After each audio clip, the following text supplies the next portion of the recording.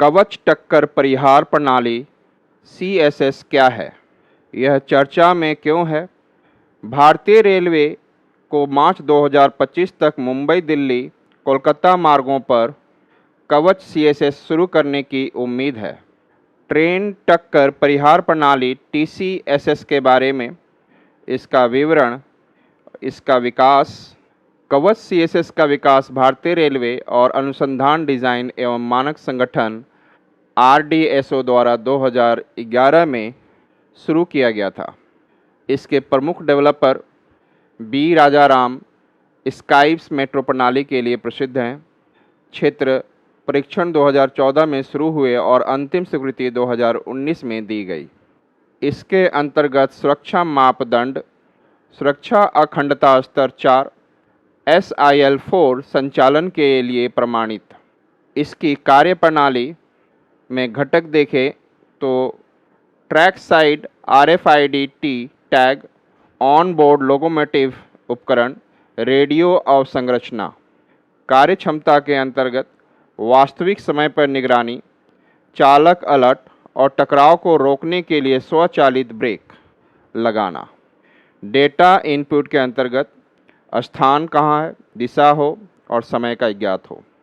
घटना रिकॉर्डर के अंतर्गत घटना के बाद के विश्लेषण के लिए रिकॉर्ड बनाए रखे जाएं। टकराव की रोकथाम, चेतावनी तंत्र, यदि लाल सिग्नल छूट जाता है तो यह लोकोमोटिव पायलट को सचेत करता है। स्वचालित ब्रेकिंग, यदि लाल सिग्नल के बाद गति 15 किलोमीटर प्रति घंटे से अधिक हो जाती है तो कवच ट्रेन को रोकने के लिए ब्रेक लगाता है। इसके अंतर्गत समस्याएं, इसकी उच्च लागत, तैनाती के लिए प्रति किलोमीटर 50 लाख रुपए, कम कवरेज। कुल 68,000 किलोमीटर रेल नेटवर्क में से केवल 1500 किलोमीटर को कवर करता है। नवंबर 2023 तक का ये डाटा है। जहाज़ों और विमानों में से CAS कैसे काम करता है? इसके अंतर्गत प्रमुख प्रणालियाँ और जहाज़ के अंतर्गत देखें। AIS स्वचालित पहचान प्रणाली, जहाज़ों और भूमि आधारित स्टेशनों के बीच स्थान, गति और दिशा पर डेटा भेजता है और प्राप्त करता है। LRIT long range identification and tracking, जहाज़ों को हर 6 घंटे में अधिकारियों को स्थान, समय और उपकरण की रिपोर्ट करने की आवश्यकता होती है। डेटा को अंतर्राष्ट्रीय LRIT डेटा एक्सचेंज के माध्यम से अनुबंधित सरकारों और बचाव ऑपरेटरों के साथ साझा किया जाता है।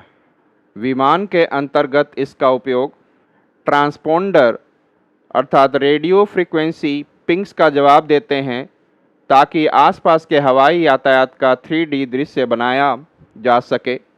अलर्ट और रिजोल्यूशन, यदि कोई अन्य विमान टक्कर के 48 सेकंड यातायात सलाह या 30 सेकंड रिजोल्यूशन के भीतर है तो अलर्ट जारी करता है।